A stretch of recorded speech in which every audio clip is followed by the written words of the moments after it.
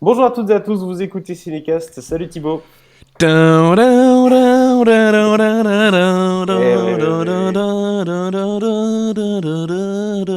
Exactement. Tu n'es pas à Cannes, Thibaut. Ah là Qu'est-ce là. qui se passe? Tu es chez Non, toi pas là? encore, pas encore. Bah oui, Particulier. parce que le film est présenté hors compétition au Festival de Cannes. Pas en première mondiale, hein, la première mondiale a déjà eu lieu. Mais ils font ça de temps en temps pour les gros blockbusters américains. Ils les passent hors compétition au festival après la première mondiale.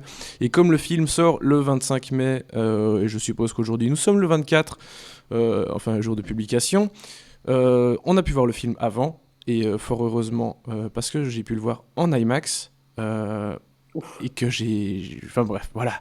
Mais Cannes, ça va être Tom Cruise, ça va être Top Gun. J'ai ma place pour la masterclass de Tom Cruise à Cannes. Je l'ai pris ce matin avant d'enregistrer ce podcast. Je suis aux anges, je vais me faire dessus, ça va être incroyable. Bref, je suis subjectif as fuck quand il est question de Tom Cruise. Oui, je pense, Bref, oui. nous allons parler de Top Gun Maverick. Oui, tout à fait. Film qui donc sort chez nous et en France le 25 mai de Joseph Kosinski, réalisateur de Oblivion, notamment avec Tom Cruise, mais pas que. Effectivement. Au casting, on retrouve Tom Cruise, Miles Teller, Jennifer Connelly et toute une autre panoplie d'acteurs et d'actrices. Alors, ce film, tu l'as dit, présenté en compétition au Festival de Cannes. De quoi ça parle concrètement? Ça parle forcément de Pete Maverick Mitchell, qui a été forcément un des meilleurs pilotes de chasse de la marine américaine pendant 30 ans. Et il continue à repousser ses limites, son need for speed, comme on dit, en tant que pilote d'essai. Il refuse de monter en grade parce que ça l'obligerait à renoncer à voler. Et donc, il est chargé de former un détachement de jeunes diplômés de l'école Top Gun pour une mission assez spéciale qu'aucun pilote n'a jamais imaginée. Tintintin. Je propose qu'on se regarde tout de suite cette bande-annonce qui, à mon avis, envoie du fuel. Ça pète bien, quoi. On Ça y envoie va. du kérosène. C'est ça.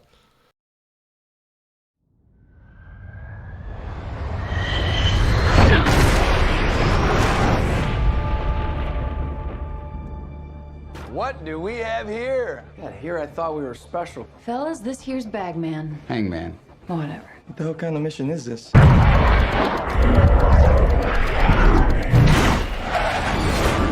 Everyone here is the best there is. Who the hell are they gonna get to teach us?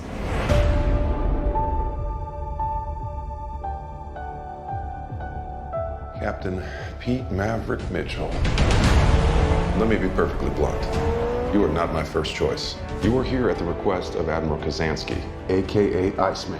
He seems to think that you have something left to offer the Navy. What that is, I can't imagine. With all due respect, sir, I'm not a teacher. Just want to manage expectations. Le grand sourire de Tom Cruise pour terminer cet extrait de bande-annonce. Tom Cruise qui ne vieillit pas, ou en tout cas, il a un bon chirurgien. Mais très clairement... Oui, enfin, bref, vas-y, continue. C'est facile. Mais en tout cas, Top Gun, le retour inattendu de cette franchise. Ouais. Faut bien le dire. Bon, Mais- inattendu, là, maintenant, on l'attendait depuis 2 ans.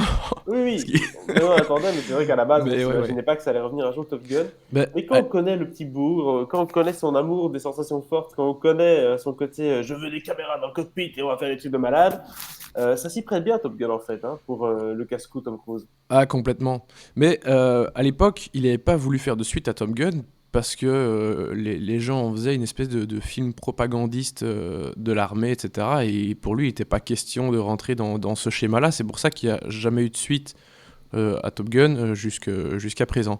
D'ailleurs, il faut que je suis obligé de revenir un petit peu sur Top Gun avant de parler de la suite.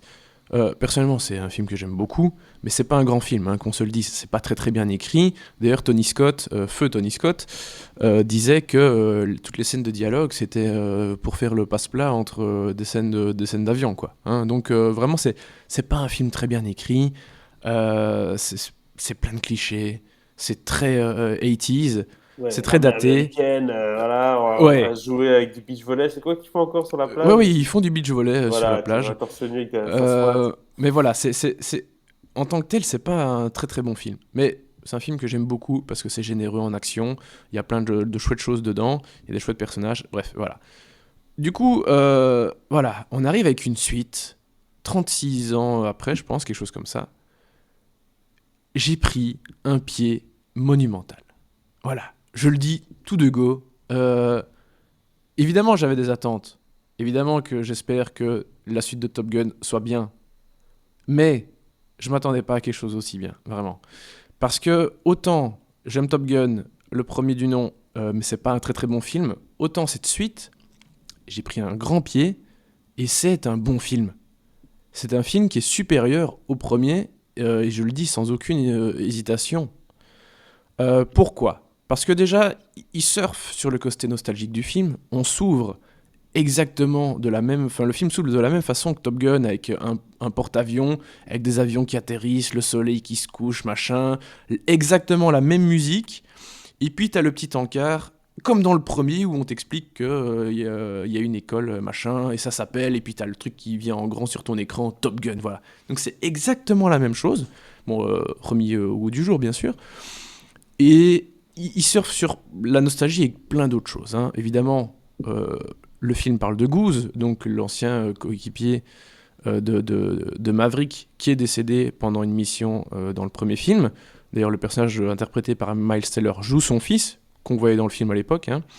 Y a pas mal de musiques aussi qui sont reprises. Il y a... tu parlais de la scène de beach volley dans le premier film. Il y a une scène, alors ils jouent pas au beach volley, mais ils font un autre sport sur la plage, exactement la même façon. Tu vois Tom sur sa moto. À un moment, il passe aussi, il frôle une tour de contrôle, comme il fait plusieurs fois dans le premier. Ce sont parfois des petites choses que les gens qui n'ont pas revu forcément Top Gun ou qui connaissent pas hyper bien Top Gun non plus verront peut-être pas. Mais voilà, c'est généreux sur le côté nostalgie. Mais au-delà de ça, c'est un film qui traite de pas mal de choses de façon intéressante. Alors certes, c'est le show Tom Cruise. Enfin, le personnage de Maverick, c'est le meilleur. C'était le meilleur pilote. Ça l'est toujours. Et il faut qu'il le montre. C'est toujours une grande gueule.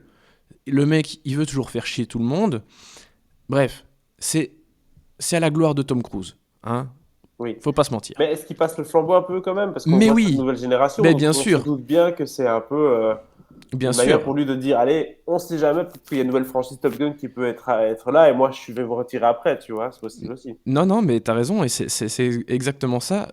Donc, Tom Cruise vient d'avoir 59 ans, hein, donc il est pas encore très vieux, mais honnêtement, j'espère qu'il va pas faire comme Liam Neeson et faire des films d'action jusqu'à 70 ans. Mais donc, il va avoir 60 ans l'année prochaine, Tom Cruise. Et enfin, il y a un peu ce côté passage de flambeau où,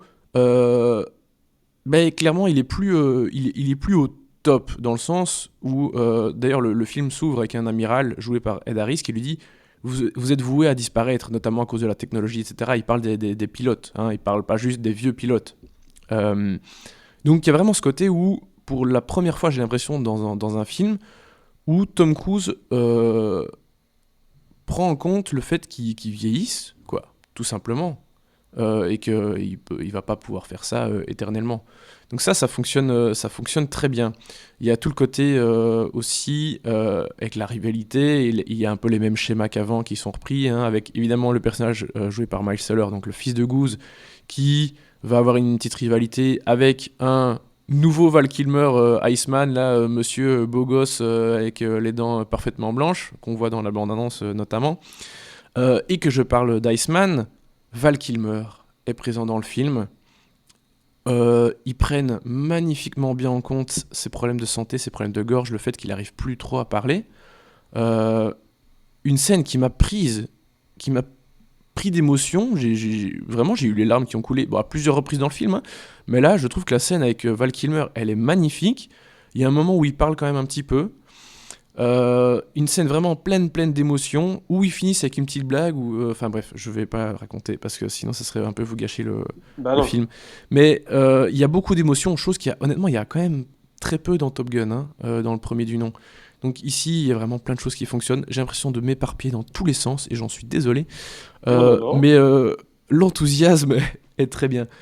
Et au-delà de ça, je trouve que dernier point narratif que je trouve intéressant, c'est que autant le film a globalement les mêmes séquences, le même schéma narratif que le premier, il y a un moment où il va plus loin, parce que le personnage joué par Miles Teller, donc le fils de Goose, en veut à Maverick, déjà à cause du décès de son père, même si je pense qu'il sait au fond de lui que c'était quand même un accident et que voilà, il y pouvait rien, Maverick, mais malgré tout, c'était lui le pilote, hein, Goose était le copilote, donc il n'était pas aux commandes de l'appareil. Et puis il en veut aussi parce que le personnage de Maverick a bloqué, a empêché, a retardé le fait que le fils de Goose devienne pilote lui-même. Voilà. Quand il était instructeur à Top Gun, ce qui devenait à la fin du premier film, hein. Enfin bref. D'accord. Et donc, Pour résumer un peu, parce qu'en effet, on est parti dans plusieurs. mais attends, je dois terminer un peu J'ai ça. pas Donc, fini, hein. ouais, je sais ça, Je m'en mais doute bien, je m'en doute bien. je vais vite conclure. Mais pour terminer quand même sur le personnage joué par Miles Teller et la relation qu'il a avec le personnage de Tom Cruise, le film va plus loin que ça, plus vers la fin du film, où il n'est pas juste une question de « je suis ton instructeur, tu es mon élève », parce que forcément, il y a cette historique entre eux. Le film va plus loin sur la fin, et donc il explore vraiment beaucoup plus ce côté un peu filiation, parce que vu que son père n'était plus là, bah, c'est un rôle que Maverick, bien qu'il n'ait pas joué vraiment son père, a essayé d'avoir un petit peu, parce voilà, il y a une question de responsabilité qu'il sentait, parce que c'était son meilleur ami, c'est sa famille, quoi, quelque part. Donc voilà, je vais pas rentrer plus dans les détails non plus, mais voilà, le film est très intéressant à ce niveau-là par rapport à cette situation entre ces personnages. Et voilà, il y a plein de choses qui sont globalement mieux pensées, mieux réfléchies, mieux écrites. Bon, il y a toujours des petits dialogues qui sont pas toujours dingue, mais voilà, vraiment, c'est un film qui est beaucoup mieux foutu et hyper impressionnant dans toutes ces séquences d'action d'avion. Voilà, j'en ai pas encore J'allais le parlé. dire, hein, on attend le meilleur pour la fin, mais oui, Bah, il est dis-moi, temps. qu'est-ce qui se passe? Est-ce que je vais trembler dans mon siège? Est-ce qu'on va avoir des Ouais. sensations de malade? Ouais, vraiment, allez voir le film en IMAX si vous pouvez. Et là, de toute façon, le ratio max, je pense qu'il a 1,90, donc 1,90, le ratio que la plupart des écrans IMAX peuvent projeter. Donc, vous ne devez pas absolument le voir sur le plus grand écran IMAX.